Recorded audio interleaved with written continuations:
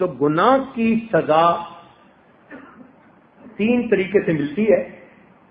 پہلا طریقہ اس کو نکیر کہتے ہیں۔ جہاں گناہ کیا کوئی نہ کوئی مسئلہ بن گیا۔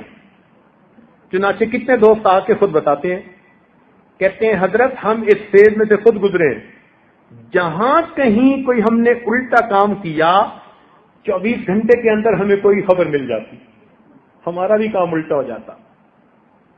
اس کو نکیر کہتے ہیں۔ فضیل بن عیاض رحمۃ اللہ علیہ فرماتے ہیں کہ میں نے جب بھی اللہ تعالیٰ کی نافرمانی کی، میں نے جب بھی اللہ تعالیٰ کی نافرمانی کی، میں نے اس نافرمانی کا اثر اپنی بیوی میں، اپنی اولاد میں، اپنے خادموں میں یا اپنے سواری کے جانور میں کہیں نہ کہیں ضرور دیکھا۔ میں نے اللہ کی نافرمانی کی، میرے جتنے ماتحت تھے اس میں سے کسی نہ کسی نے میری نافرمانی کی۔ تو ہم غور کریں، اگر آج بیوی ہماری بات نہیں سنتی تو کہیں اللہ تعالیٰ کی نافرمانی کا یہ نقد سزا تو نہیں ہے؟ آج اولاد جو نافرمان بن گئی، کہیں اللہ تعالیٰ کی نافرمانی کی نقد سزا تو نہیں ہے؟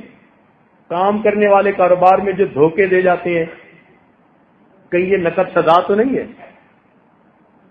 تو اس کو نکیر کہتے ہیں کہ گناہ کیا اور اس گناہ کی فوراً سزا ملی، غلطی کی، تھپڑ لگ گیا تو پھر سنبھل گیا کہ اچھا اب نہیں کرنا۔ یہ اللہ تعالیٰ کی رحمت ہوتی ہے۔ غلطی پر جب ماں تھپڑ لگا دیتی ہے نا تو ماں کی شفقت ہوتی ہے، سمجھانا ہوتا ہے خبردار آئندہ نہ کرنا۔ تو جب اس طرح ہونا نکیر والا معاملہ، تو اس کا مطلب کہ اللہ تعالیٰ اس بندے کو الٹا کام نہیں کرنا دینا چاہتے، اس کو سیدھا رکھنا چاہتے ہیں۔ تو اللہ تعالیٰ کی نظر عنایت ہوتی ہے۔ تو ایسا کوئی واقعہ پیش آ کے تو پھر اس بندے کو اللہ تعالیٰ اپنی طرف متوجہ کر لیتے ہیں۔ یہ جو اس قسم کی مشکلات آتی ہیں نا، یہ کئی مرتبہ اس لیے آتی ہیں کہ بندے کی آنکھیں کھل جائیں۔ ایک اصول یاد رکھیں، خوشیاں سلاتی ہیں اور غم جگاتے ہیں۔ خوشیاں سلاتی ہیں اور غم جگاتے ہیں۔ جب غم آتے ہیں نا تو پھر بندے کو خدا یاد آتا ہے۔ جو پہلے فرض نماز بھی نہیں پڑھتا تھا، اب وہ فرض پڑھنے کے بعد اشراق بھی پڑھ رہا ہے، اوابین بھی پڑھ رہا ہے۔ جس کو ایک صفحہ قرآن مجید کا تلاوت کی توفیق نہیں تھی، وہ آج بیٹھا ہوا سورہ یاسین بھی پڑھ رہا ہے، سورہ ملک بھی پڑھ رہا ہے، تغابن بھی پڑھ رہا ہے۔ لگتا ہے پورا قرآن پڑھ کے اٹھے گا۔ پوچھیں کیا بنا؟ یار ایک پریشانی ہے، بس دعا کرو اللہ دور کر لے۔ تو پریشانی کئی مرتبہ بندے کی یاد دہانی کا سبب بن جاتی ہے۔ وہ پھر اللہ کے گھر آتا ہے، ریئلائز کرتا ہے، معافیاں مانگتا ہے، اللہ تعالیٰ اس پریشانی کو دور فرما دیتے ہیں۔ تو یہ بھی رحمت بن جاتی ہے۔ ایک اور صورت ہے پریشانی کی، اس کو کہتے ہیں تاخیر۔ تاخیر کا مطلب ہوتا ہے ڈیلے کر دینا۔ یہ پہلے سے بڑی سزا، وہ جو نقد تھپڑ لگتا تھا نا، یہ اس سے بڑی سزا کہ اللہ تعالیٰ اس کو فوراً تھپڑ نہیں لگاتے، موقع دے دیتے ہیں، ڈھیل دے دیتے ہیں۔ اچھا تم کرتے ہو، کرتے پھرو، ہم بھی تمہارا بندوبست کریں گے۔ تو اللہ تعالیٰ اس کو موقع دیتے ہیں، پھر وہ بندہ زیادہ برائیوں میں دب جاتا ہے، گھس جاتا ہے۔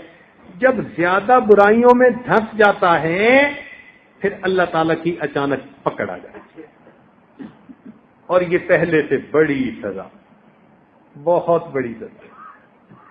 چنانچہ ایک عورت کا واقعہ، ان پڑھ تھی مگر زبان کی ذرا تیز بھی تھی، اللہ نے اسے بیٹا دیا۔ ایک دن کسی کام میں مشغول تھی اور وہ بیٹا پیچھے پیچھے پیچھے پیچھے، کچھ بچوں کو نا گودوں کا چسکا ہوتا ہے، ہر وقت کی گود میں رہتے ہیں۔ یہ چاہتی تھی میں کام سمیٹوں اور بچہ چاہتا تھا کہ مجھے یہ گود میں لے لے. تو اس نے اس کو لٹایا، فیڈر بنا کے دیا اور اس کو کہا کہ خبردار جو اب اٹھ کے میرے پیچھے آیا. فیڈر دودھ پی اور یہیں لیٹا ہے. وہ بچہ تھا، اس نے تھوڑی دیر دودھ پیا، جب بھوک ختم ہو گئی وہ اٹھا، پھر ماں کے پیچھے امی امی امی. اب یہ غصے میں آ گئی، اور جب غصے میں بندہ آ جاتا ہے نا، اس کو سمجھ نہیں آتی کہ وہ کر کیا رہا ہے. غصے میں آ کے کہنے لگی، پھر اٹھ کے میرے پیچھے آ گیا، اور پھر اس کے بعد اس کو بد دعا دے دی. بد دعا کیا دی؟ کہنے لگی تو سویا سو ہی جاتا تو اچھا تھا، تو سویا سو ہی جاتا تو اچھا تھا. اللہ تعالیٰ نے بد دعا قبول کر لی، مگر بچے کو اس وقت موت نہیں آئی.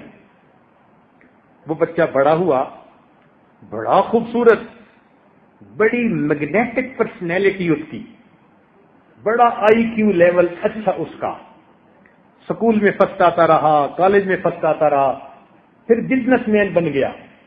اس کا بزنس ایسے چمکا اور وہ اتنے اچھے اخلاق والا بچہ کہ محلے کے لوگ جب اسے دیکھتے تو تمنا کرتے کہ اللہ ہماری اولاد کو بھی ایسا بنا دے. گھر میں مائیں اپنے بچوں کو مثال دیتی کہ بچوں تم بھی اس جیسا بننا. بڑا بوم کرنے لگا اس کا بزنس. خیر جب خوب بہاریں آ گئیں، اب ماں نے اس کی شادی کے لیے تیاری کی. ایک حور پری لڑکی ڈھونڈی اس نے کہیں سے، شادی کی ڈیٹ طے ہو گئی. جب شادی میں 3 دن تھے تو یہ نوجوان گھر کا کچھ کام کروا رہا تھا. اچانک جو کسی جگہ سے اس کا پاؤں پھسلا، یہ گردن کے بل گرا اور وہیں اس کی موت آ گئی. اب ماں اتنا روئی کہ میرے اتنے جوان بیٹے کو موت آئی کہ ذہنی توازن کھو بیٹھی.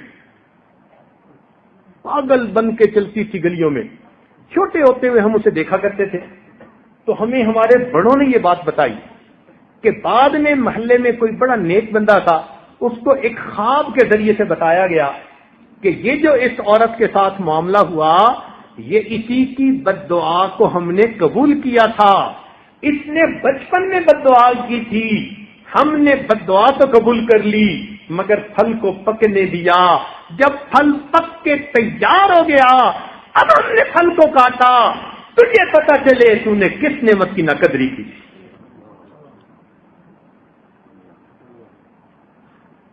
کتنی بہنیں ہیں جو اپنے بھائیوں کو بد دعا دیتی ہیں، کتنی مائیں ہیں اپنے بیٹوں کو بد دعا دیتی ہیں، کتنی بیویاں ہیں اپنے خاندوں کو بد دعا دیتی ہیں، پھر بعد میں بیٹھ کے روتی ہیں.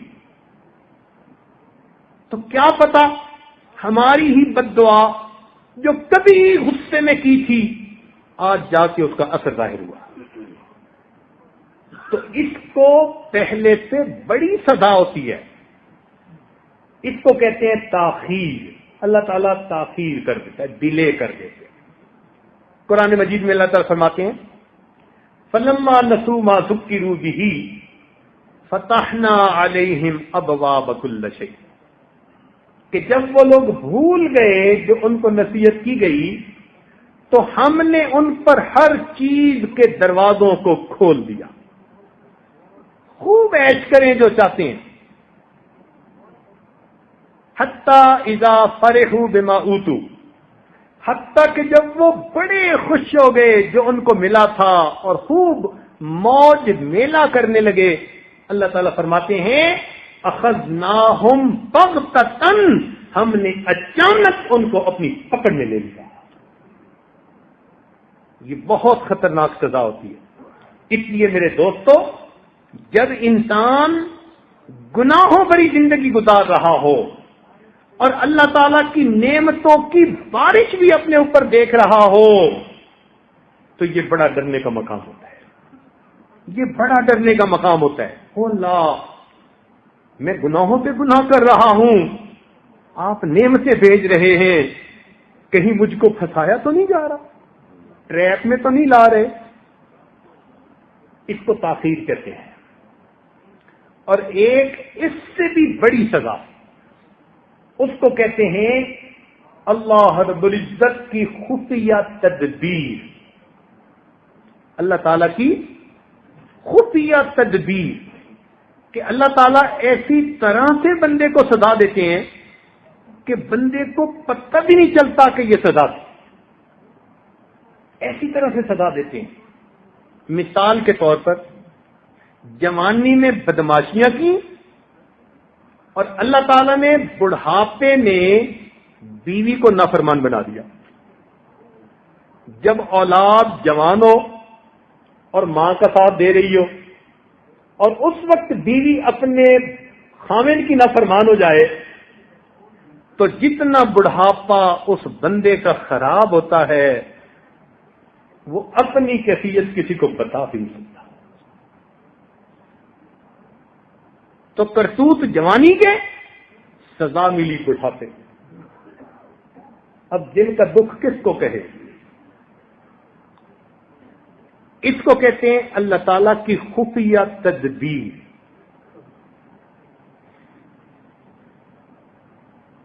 کوئی بیماری ایسی دے دی, نعمتوں سے محروم کر دیا.